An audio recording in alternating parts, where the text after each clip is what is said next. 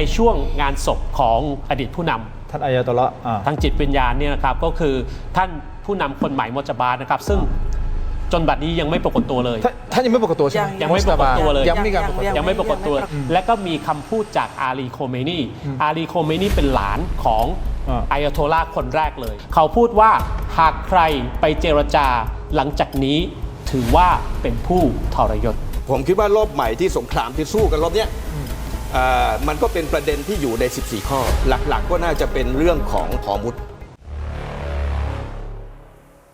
พูดคุยกันต่อนะฮะรายงานข่าวจากสำนักข่าวของอิสราเอลนะบอกว่าสหรัฐเตรียมที่จะส่งบอมเมอร์ยักษ์เข้าไปปรูพรมถล่มบริเวณเทือกเขาเขาเรียกเทือกเขาพิคักซ์ในอิหร่านเป็นครั้งแรกเขาบอกว่าข่าวกรองของเขาเนี่ยเฮ้ยคุณมีพัฒนาอาวุธนิวเคลียร์อยู่ในเทือกเขานี้ไงแล้วเรื่องถล่มแต่อิหร่านบอกเฮ้ยไม่มีคุณจะมาถล่มทำไมแต่ถ้าสมมติเกิดถล่มจริงอาจารย์โก้นี่จะเป็นการถล่มที่ครั้งที่ใหญ่ที่สุดตั้งแต่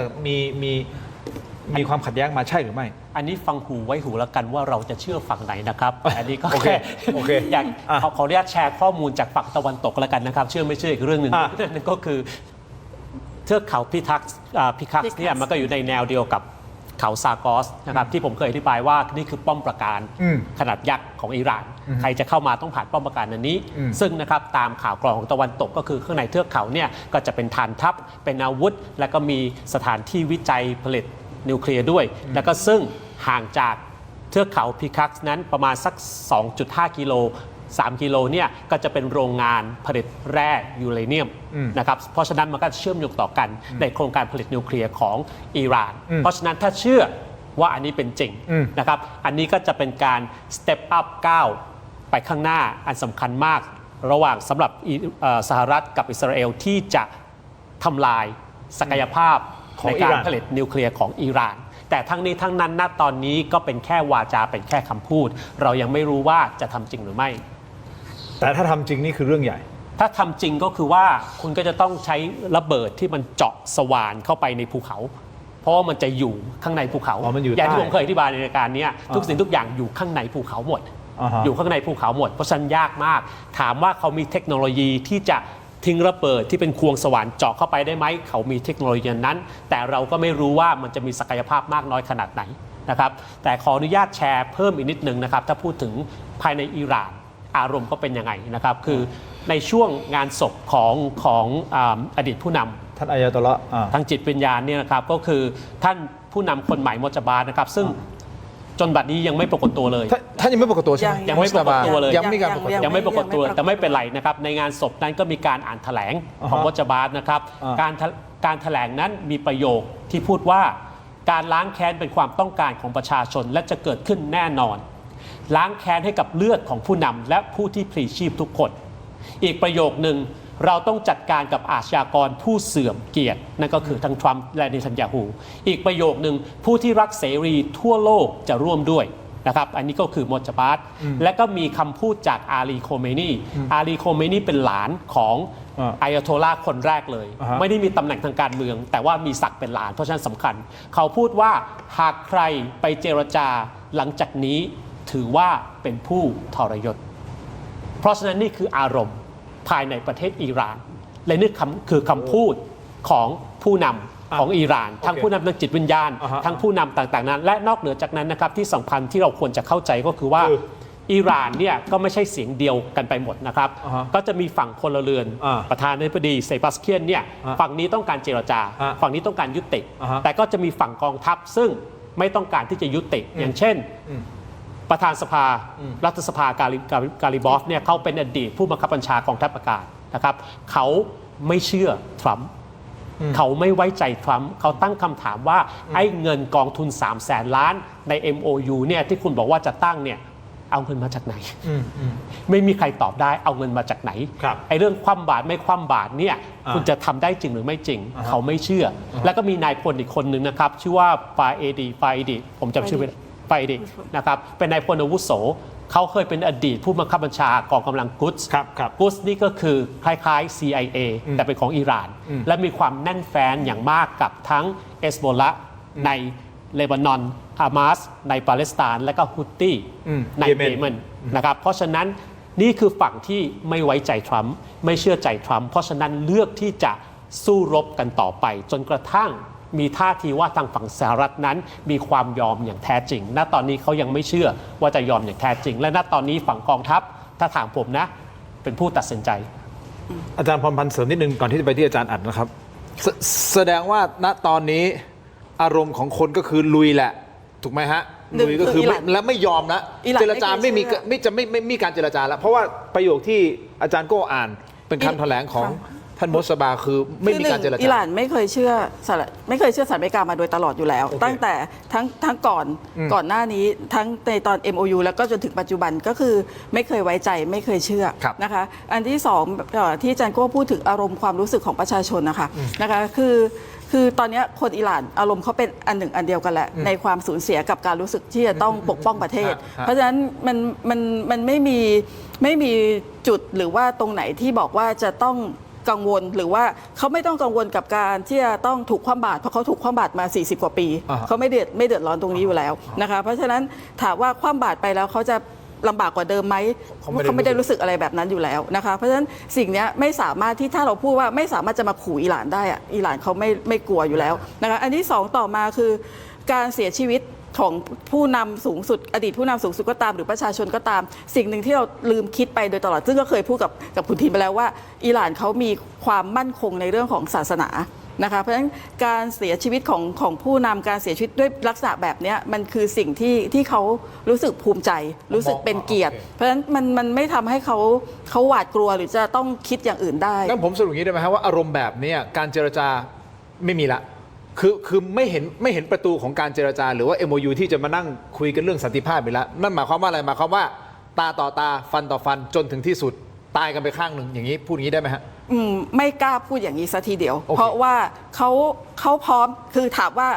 รบมาเขารบกลับพร้อมแต่ในขณะเดียวกันสิ่งหนึ่งที่อิหร่านมีก็คือพร้อมที่จะรักษาสันติซึ่งเขาก็ปรารถนาในเรื่องของสันติภาพสันติแต่ว่าคนก็ถามว่าเอาสันติเรารบทำไมเขาก็บอกว่าเป็นการรบเพื่อปกป้องประเทศปกป้องตัวเองเพราะฉะนั้นรบมารบกลับแต่ว่าเพื่อที่จะเจรจาแต่การเจรจาที่ว่านั้นมันต้องอยู่บนความไว้เนื้อเชื่อใจ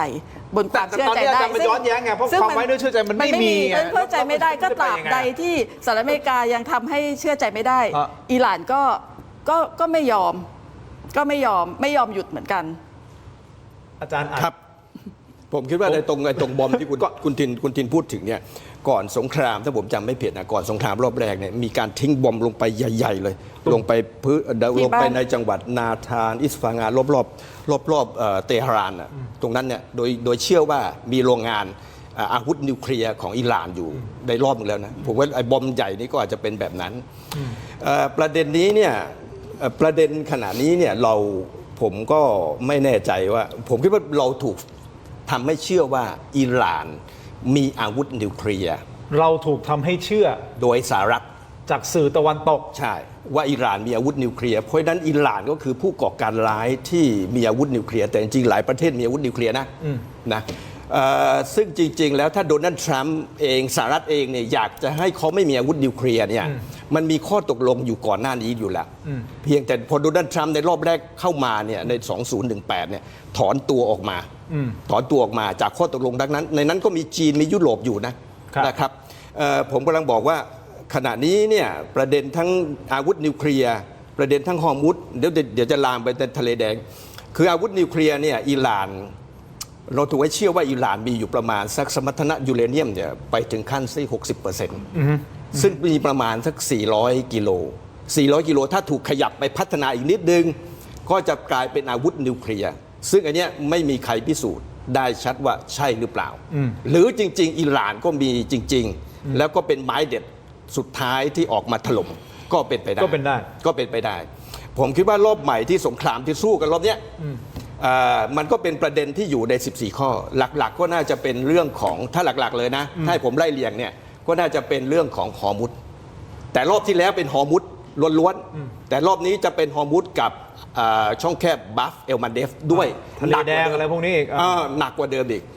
ช่องแคบฮอร์มุซเนี่ยเรานำเข้าน้ำมันจากช่องแคบฮอร์มุซเนี่ยปัจจุบันเรานำเข้าวันละ1 ล้านบาร์เรลต่อวันประมาณ60% เนี่ยเราต้องผ่านช่องแคบฮอร์มุซ ทีนี้ในตรงทะเลแดงในบัฟเอมาเดฟเนี่ยนะครับไปสู่ตลาดโลกในประมาณสัก 10% ของน้ำมัน ครับ รอบนี้คุณทินและท่านผู้ชมทั้งหลายก็ดูว่ามันก็จะกระทบทั้งน้ำมันใน 2 ช่องแคบ ฮะ ฮอร์มุดและก็บัฟเอมาเดฟ Amadef สักผมคิดว่ากลมๆสัก 10%อีก 20%ออกมาจากฮอร์มุดก็ 30%ที่ออกไปสู่ตลาดโลกอันที่หนึ่ง โอ้นี่หนักเลยนะ ครับเพราะฮูตี้ก็ถล่มนะฮูตี้ก็ถล่มฮอร์มุดนะบัฟเอมาเดฟนะอันที่หนึ่งอันที่สองก็คือว่ามันจะกระทบอะไรแน่นอนที่สุดเรื่องน้ำมันขึ้นแน่ๆก็ขึ้นแล้วขณะนี้กำลังแตะ100 เหรียญต่อบาร์เรลอันที่สองเนี่ยแล้วไอ้น้ำมันฮอร์มุดเนี่ย 80% มาเอเชียนะเอเชียคือประเทศไทยอยู่ในนั้น ใช่ใช่ กระทบด้วยอันที่สองในแง่เศรษฐกิจก็คือสินค้าที่เราส่งเข้าไปสินค้าที่เราส่งเข้าไปในตะวันออกกลางก็ผ่านฮอร์มุดถ้าเราส่งไปในยุโรปเนี่ยเราจะผ่านบัฟเอมันเดฟไปทะเลแดงไปช่องไปคลองสุเอตแล้วไปสู่ทะเลเมดิเตอร์เรเนียนเพื่อไปยุโรปเพราะนั้นก็จะทั้งสองช่องที่เราไปเนี่ยรอบนี้ผมคิดว่ามันหนักกว่าเดิมนะสินค้าที่ไปยากในตะวันออกกลางยุโรปก็ยาก นั่นหมายความว่าเศรษฐกิจโลกจะพังหนักกว่าเดิมอีก 6 เดือนหลังนี่โคตรเสี่ยงเลย อุ้ย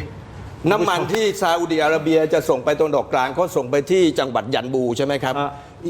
ซาอุดิอาระเบียมันมีอีสต์เวสต์ออยล์ไพร์ไลน์อยู่เนี่ยนะครับเขาส่งไปทางยุโรป ฮะ เพื่อมันไม่ต้องผ่านบาฟเอมาเดฟไง ครับ มันไปทางยุโรปก็จะยากขึ้นเหมือนกัน เพราะว่าความไม่สงบในบริเวณนั้น สุดท้ายสุดคุณผู้ชมครับ เราคงต้องใช้ชีวิตกับต้นทุนที่เพิ่มมากยิ่งขึ้น ใช่หรือไม่ และเมื่อวันจันทร์ที่ 13 กรกฎาคมนะครับประธานาธิบดีโดนัลด์ทรัมป์ก็ประกาศว่าสหรัฐจะเข้าไปเป็นเทวดาผู้คุ้มครองช่องแคบฮอร์มุสและจะเรียกเก็บค่าผ่านทาง 20% จากเรือสินค้าทุกชนิดเพื่อเป็นค่าคุ้มครอง แต่หลังจากนั้นไม่ถึง 24 ชั่วโมงทรัมป์ก็เปลี่ยนใจอีกครับยกเลิกการเก็บ 20% แต่หันไปใช้วิธีกดดันให้กลุ่มประเทศอาหรับเข้ามาลงทุนมหาศาลในสหรัฐอเมริกาแทนเอาไล่แน่นอนกับประธานาธิบดีโดนัลด์ทรัมป์ไม่ได้เลยสุดท้ายถ้ามองไปข้างหน้าคุณผู้ชมครับมันจะไปจบที่ตรงไหนอันนี้ฮะสิ่งที่อยากจะให้ทั้ง3ท่านลองวิเคราะห์ดูนะครับเราจะต้องอยู่กับสถานการณ์แบบนี้อีกนานแค่ไหนผลกระทบเป็นอย่างไรและนอกเหนือจากนั้นนะครับการควบคุมสื่อของสหรัฐโดยประธานาธิบดีโดนัลด์ทรัมป์เนี่ยเข้ามาแทรกแซงและพูดชัดเจนนะว่าถ้าสถานีโทรทัศน์ไม่ทำตามที่เขาอยากจะได้จะถอนใบอนุญาตเลยนะฮะ